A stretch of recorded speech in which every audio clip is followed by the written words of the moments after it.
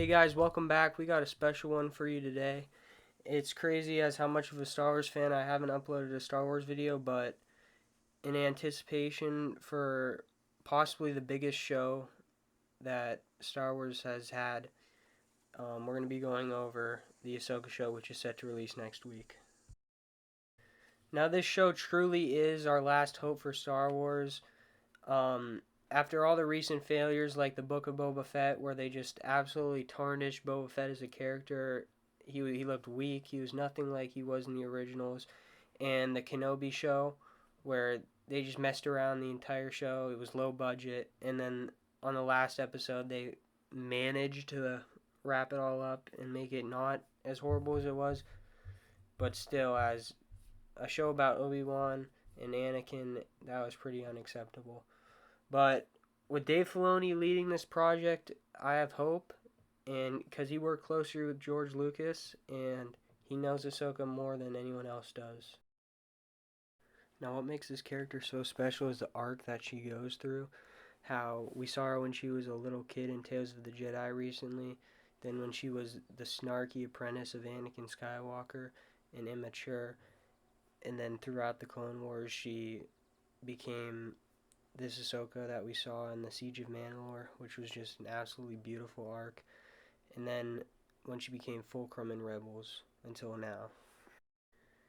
And now this show is going to be a continuation of Star Wars Rebels, which was a beautiful show. We have characters like Sabine, Hera, Ezra, and of course the long-awaited return of Grand Admiral Thrawn. Now, some of the rumors that I've been hearing about this show get me more and more hyped. One of the insider knows report that audiences can expect a moment where Ahsoka sees herself assisting Obi-Wan Kenobi during his climactic battle against Anakin in Revenge of the Sith. They allegedly filmed a sequence where Ahsoka sees herself on Mustafar fighting Hayden Christensen's Darth Vader before he's in the suit. They are new scenes. They had a dummy for a dead Kenobi and they had clothes for dead Kenobi. They had two ideas there. One is Anakin literally kills Kenobi in that fight, where the idea would be Ahsoka and Kenobi confront Darth Vader. Another is he turns into a pile of clothes just like he always did. He becomes one with the Force in that time in the narrative. Now, the first two episodes of Ahsoka were actually screened to a select few and critics, so we're going to take a look at some of the reviews. Now, we have how does it fit into the Disney Plus Star Wars lineup. Someone said Ahsoka is 100% a sequel to Rebels. The two-episode premiere felt like it was right out of the Clone Wars and Star Wars Rebels, but in live action. Another person said they previewed the first two episodes of Ahsoka. Though it's an exciting new chapter to the Star Wars story that Dave Filoni has created, it feels more like a sequel to Rebels than a true Ahsoka series. That said, it has all the charms, humor, and thrills of Rebels if you watched it. Now, how's the cast? Rosario Dawson is so at home with her adaptation of the character, but it's Natasha and her Sabine that steals your heart. Can't wait to see her in Ahsoka's story in full. Then we have I Can't Take My Eyes Off of Vana Sanko. Whenever she's on screen, I'm so intrigued by her character. That is her and Balin, Shinhati and Balin. I'm pretty intrigued about them because they both have orange lightsabers.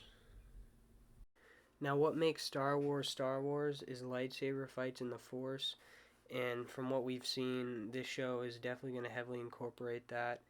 So, I think they're headed on the right path, but in order for this show to be good, some of the things they have to do is they have to showcase the bond between Ahsoka and Anakin, preferably in the form of a Hayden Christensen cameo, which I think we're definitely going to be getting. It needs to set up Dave Filoni's Mandoverse crossover, which is his new movie that he's going to be making. It needs to address loose plot threads from Star Wars The Clone Wars, including Order 66. We need to give Ahsoka her time to shine, and it needs to have memorable connections to Star Wars Rebels. One thing I think they really need to do, though, is set up Grand Admiral Thrawn as like a Thanos-level threat, something like Marvel did, where we'll actually have high stakes, and it's going to make that more exciting.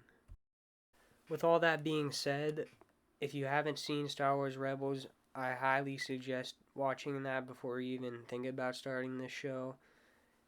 It looks like that's going to be what the main plot of the story is going forward. I also hope that we're able to see Captain Rex in this show.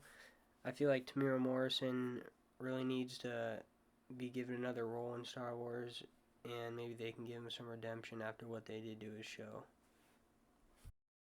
But to wrap things up, with Dave actually being in charge of this show, we're in for a treat, and I couldn't be more excited. But let me know down in the comments below what you're excited for in this show, if there's any cameos you want to see or what you're expecting. Um, Also, let me know what type of videos you want to see next, if you want more Star Wars content or anything else. Look out for an Adventure Time video coming out next with the anticipated release of Fiona and Cake. And I appreciate everyone you for watching, and I hope you have a good rest of your day.